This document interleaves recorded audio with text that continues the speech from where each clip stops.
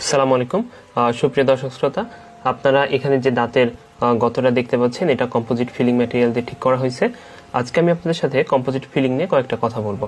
আমরা কিন্তু সবাই এখন অনেক বেশি সৌন্দর্য সচেতন, এই জন্য আমরা চাই যে আমাদের দাঁতের যে ফিলিংটা হবে এটাও দাঁতের কালারের সাথে সুন্দর ম্যাচ করবে। এবং এই কম্পোজিট ফিলিং ম্যাটেরিয়াল কিন্তু ঠিক তেমনই একটা ম্যাটেরিয়াল। এটা আমাদের সামনে পিছে সব দাঁতেই করা যায় এবং আপনি যেদিন ডাক্তারের কাছে যাবেন, কম্পোজিট ফিলিং কিন্তু একদিনেই করা সম্ভব এবং এটার জন্য কোনো রকম কোনো অবশ করা বা অ্যানেস্থেশিয়া দেওয়ার দরকার হয় না। এবং আপনার যে সাধারণ স্বাভাবিক দাঁত, ন্যাচারাল টিথ, এটা কিন্তু বেশি কাটার প্রয়োজন হয় না এবং এটার খরচ কিন্তু তুলনামূলক অনেক কম এবং এটার স্থায়িত্ব অনেক ভালো। সবচেয়ে বড় সুবিধা যেটা কম্পোজিটের, সেটা হচ্ছে যে এটা দেখতে আমাদের একেবারে ন্যাচারাল দাঁতের মতো। সুপ্রিয় দর্শক শ্রোতা, আপনাদের যদি এরকম সমস্যা থেকে থাকে তাহলে আপনারা কম্পোজিট ফিলিং ম্যাটেরিয়াল দিয়ে আপনাদের দাঁতটা ঠিক করে নিতে পারেন। আজকে